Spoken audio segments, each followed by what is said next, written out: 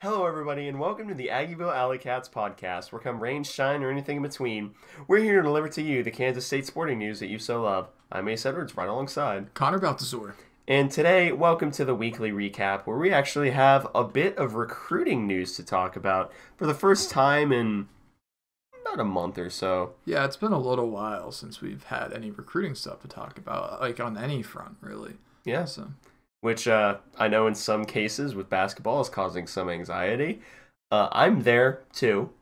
I'm oddly fine. I truly am completely unbothered right now. I'm being patient with Coach Tang and basketball recruiting. Yeah. I'm going to hit the panic button if we get to like the end of the semester without like a reasonable number of transfers in. But I'm holding off on like turning the key metaphorically. Yeah, I'm not freaking out, but I won't lie, I'm a tiny bit anxious. But we're not here to talk about that. But after we get done with a little bit of recruiting news, we're going to talk about a transfer on the football realm, and then we're going to recap the Batcats. 3 games very shortly because ouchies, and then 1 game which we just got back from. Not ouchies. Yeah. But let's just dive straight into football recruiting news, where we got 2 commits in the span of 1 week. Yeah. And both are from Wichita, which, if you know about the odyssey of Kansas State football in Wichita, you know it's good that we're getting people from the area. Yeah, it's been a while since K-State has been able to reliably recruit in the Wichita area. It was definitely an area that the previous staff really struggled with.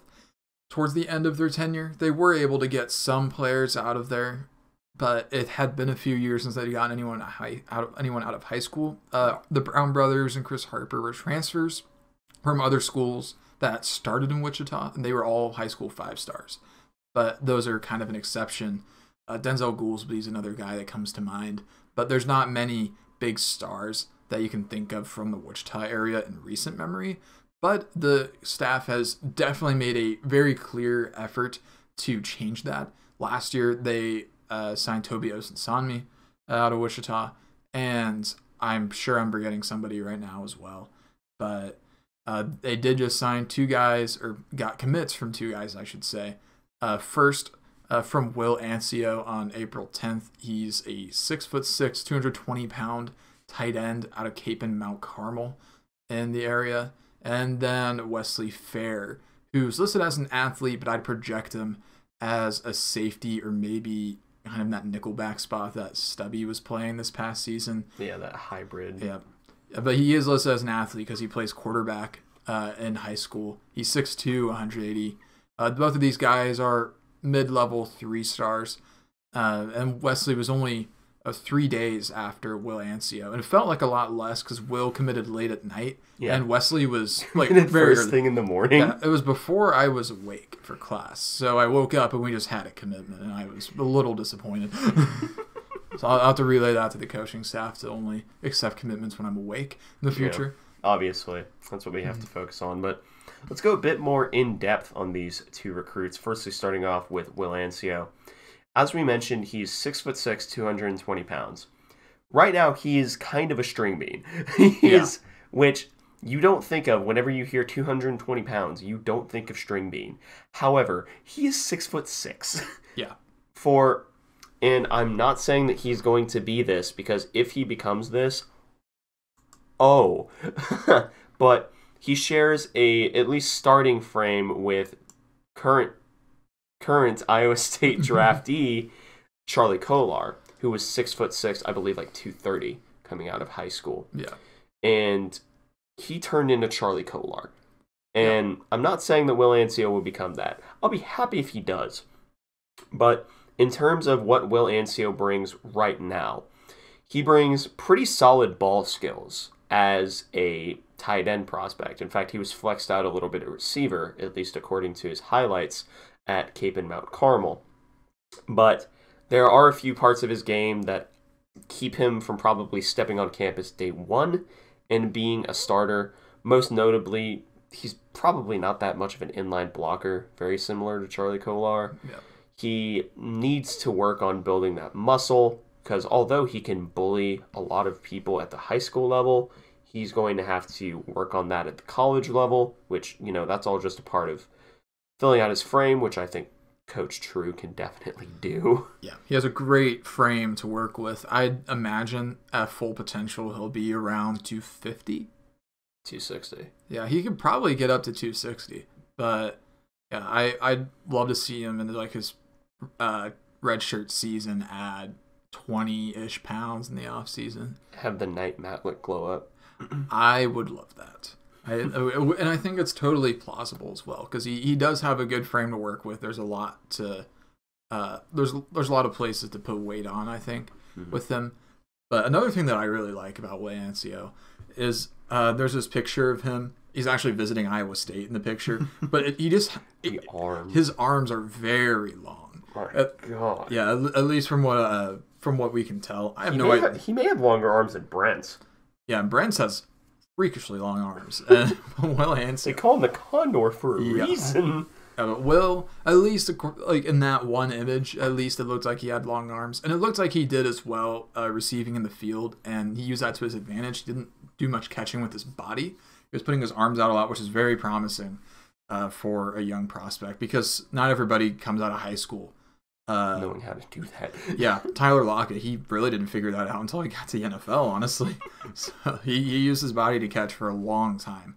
But Will Ansio, he already has, like you said, really great ball skills, and the long arms really will only help him with that in contested catch situations, which he also seemed to excel at the high school level.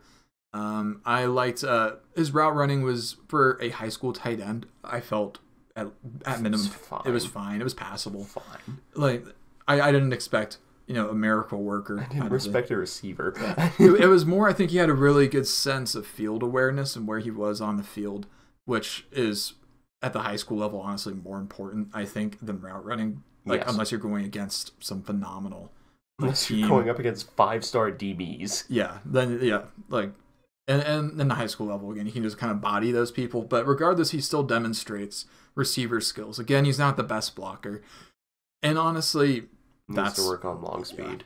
Yeah, that is true. He does reach top speed fairly quickly, but he isn't the fastest guy in the world. That's for sure. He probably could honestly gain some speed just through work and strength and conditioning. Just needs to be trained on like how to run faster, pretty much. Like just work on his form, honestly, which it's a simple thing. Yeah, like might get a little bit extra juice out of him, and then he also moves pretty well for being 6'6", 220. I felt like in space he's a decent mover, like just in terms of his general agility, and he doesn't walk and move around defenders like he's a giraffe that just doesn't know where his foot's gonna land. Yeah, he knows where he's going and he goes there, which is nice. And I would say that he might be the best high school tight end prospect that the staff has signed, with maybe the exception of Garrett Oakley, who I really like. But even then, I might put Ansio above, just because I think he's closer to his final size, because Garrett Oakley is not even 200 pounds right now, and he's about to be on campus in a few months.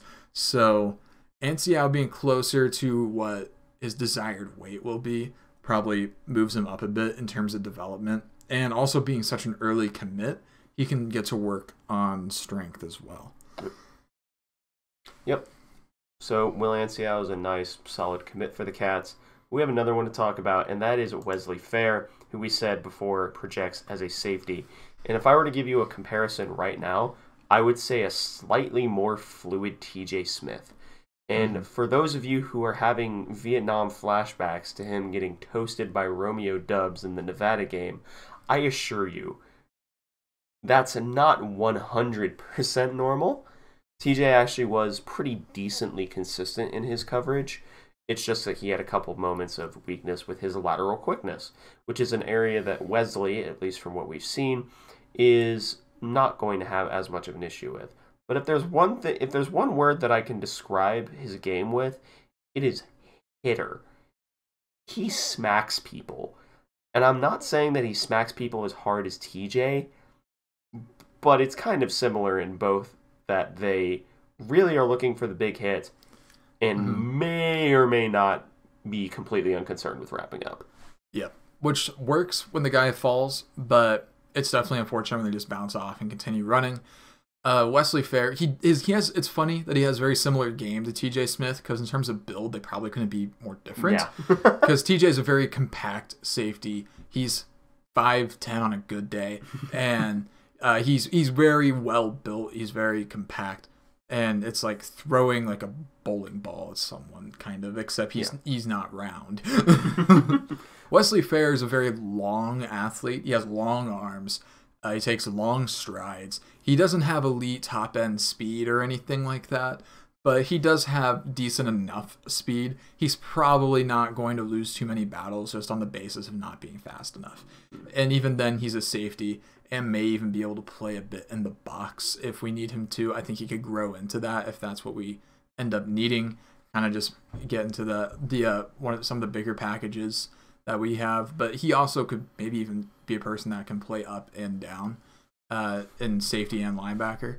But I like Wesley Fair. To display his athleticism, he also plays quarterback, and like the first 6 of his highlights are long touchdown runs where he just evades a lot of people. Just jet counter. Yeah, simple stuff, and he probably evades 2 to 3 people all on his own. He's a very fluid athlete for somebody of his age. Surprisingly fluid, I would say. He doesn't have top end speed, but he has impressive twitch and agility, I would say. He's another person that accelerates to top speed really quickly, which is something that the staff values over top end speed, I would say. Unless you're Darrell Jones. Yeah, unless you're Darrell Jones, which, again, he still has incredible burst. Yeah. It's just that he has never played corner before. Okay. I'll trust the staff to develop. Yeah. I really like Wesley Fair in terms of his athleticism. It's tough to get a read on his coverage at the high school level, especially just from highlights. Yeah, highlights is tough because one of them is an interception where both receivers that would have been the area trip on each other and fall, and he pretty much it's effectively him returning a punt. Yep. And the arm punt. He did catch the ball though, but he did also have a few legitimately nice pass deflections where he dives and times it perfectly and knocks it away. Yeah, and that was legitimately impressive.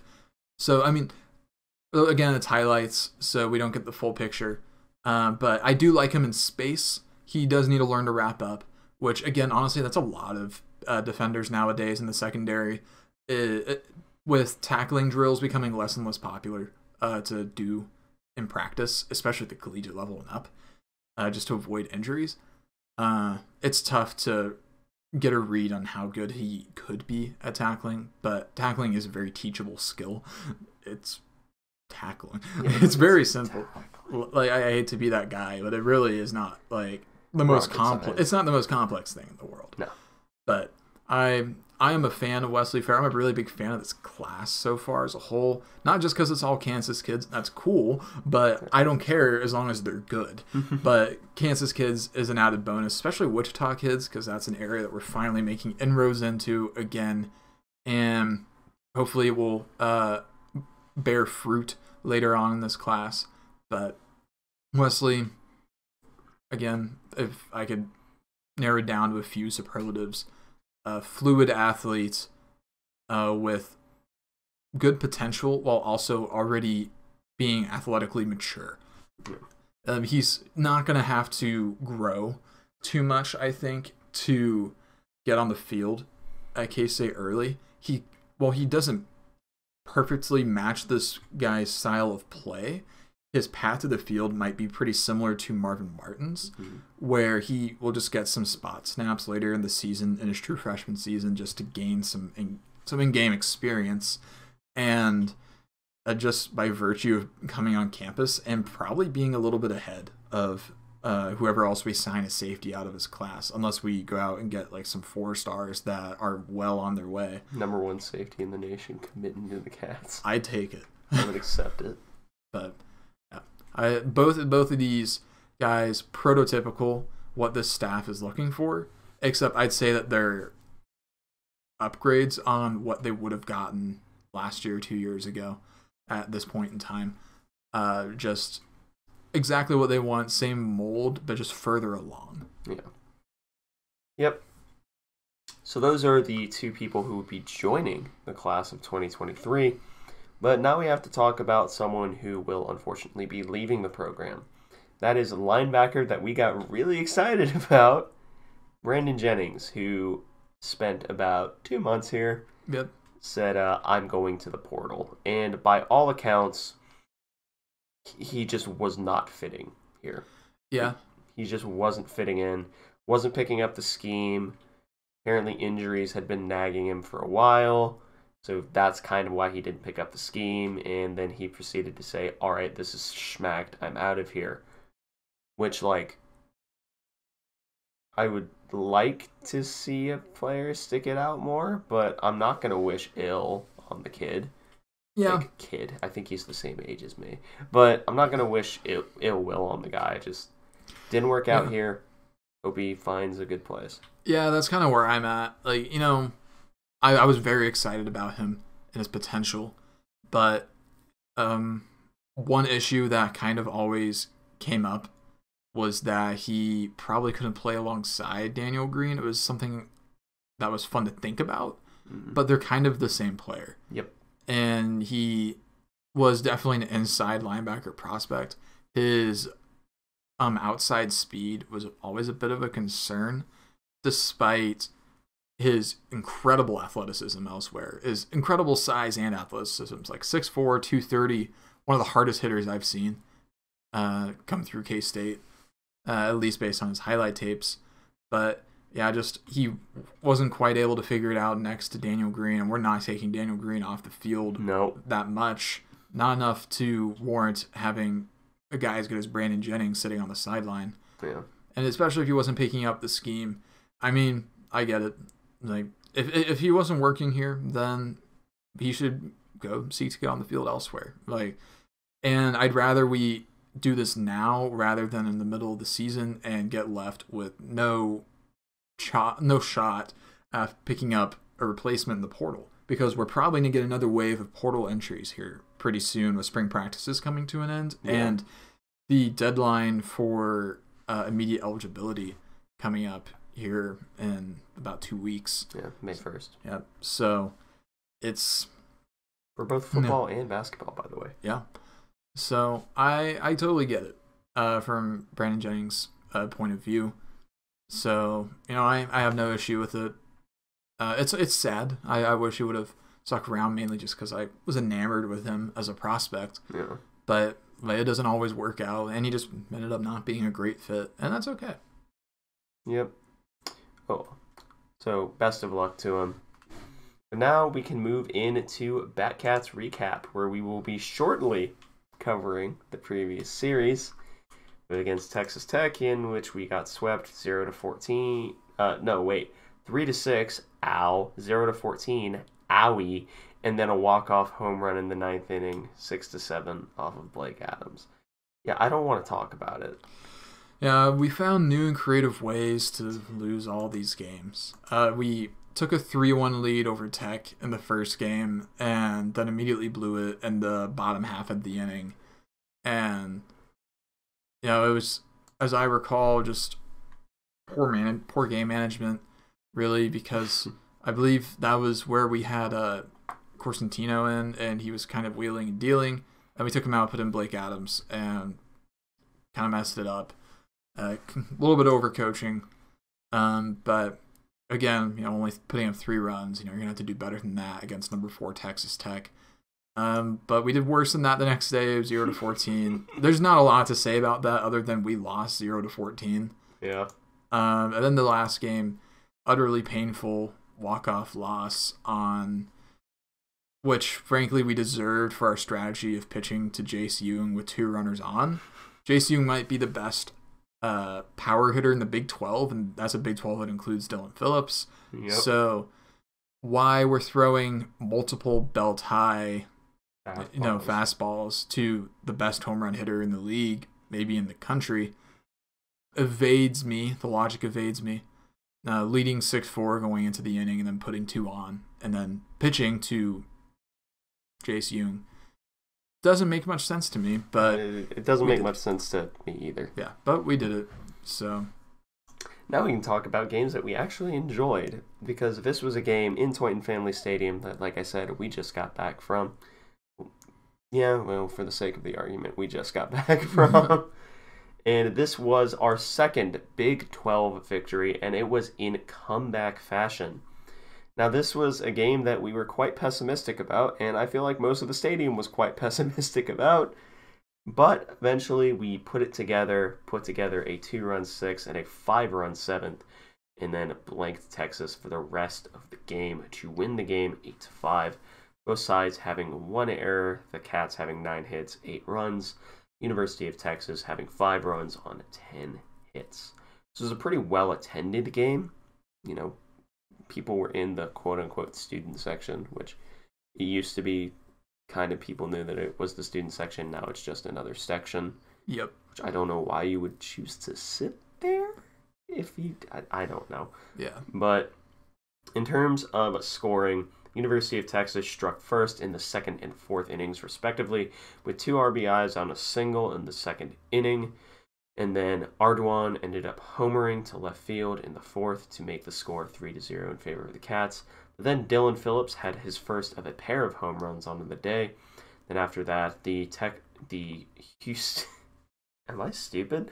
The Texas Longhorns ended up getting 2 home runs within the 5th inning. 4-1 and 5-1 was the score, respectively. And then finally, the 6th and 7th innings happened for the Cats, in which Dylan Phillips hit another home run, making the game 5-2. Then Cole Johnson getting a single up the middle and scoring at Justin Mitchell on what was a play which had Connor and I both screaming, "Run, Justin, run," because he is not fast. He's among a world in which most catchers are slow. He might be the slowest. He's very slow. He's very slow. Then that ended up making the game 5-3, so we were back into it at that point. And then the 7th inning happened, in which Jeff Heinrich ended up homering to left field. Dylan Phillips ended up reaching on a fielder's choice and then advanced to third. And then Dom Johnson advanced to third on a throwing error. And then Nikoloff ended up scoring. And then the play that broke the tie that was caused by that play was Nick Goodwin hitting an absolute moonshot to left center field to knock in the final 3 runs of the game, which caused the Cats to go ahead and win by the score of 8-5. Yeah, this was a game that from the get-go, after the first inning, it was fine, because I think we 3 down. And then, we 3 down them, and then we got a leadoff single. And so I felt like we would end up doing well, and then they scored quickly and in the 2nd inning, and then they really were hitting us well early on. But we ended up taking out the starter, Griffin Hassel, after 5 1/3. He did make it quite a ways, but he did get 8 hits off of him, 5 earned runs. So every run scored was off of Hassel, the starter. And then 6 strikeouts to 2 walks.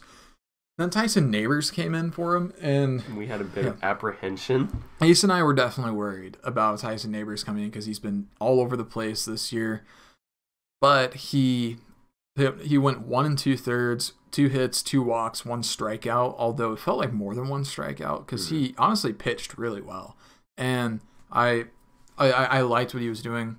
Got forced a fly out and then a double play, I believe, as well.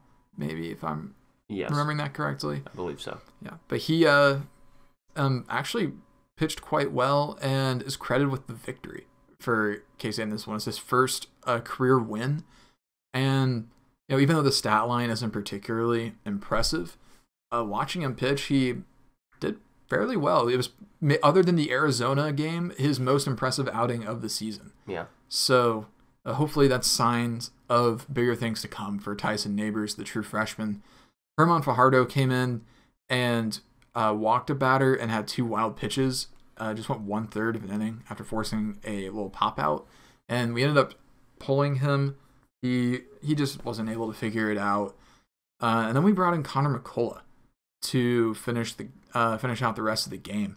He went 1 2/3 and got 2 strikeouts, including, I think he struck out the last 2 batters. Yes, I think so. Yeah, forced a couple of ground outs. And which was interesting that we brought in McCullough. He's projected to, or he is listed as the starter on Saturday.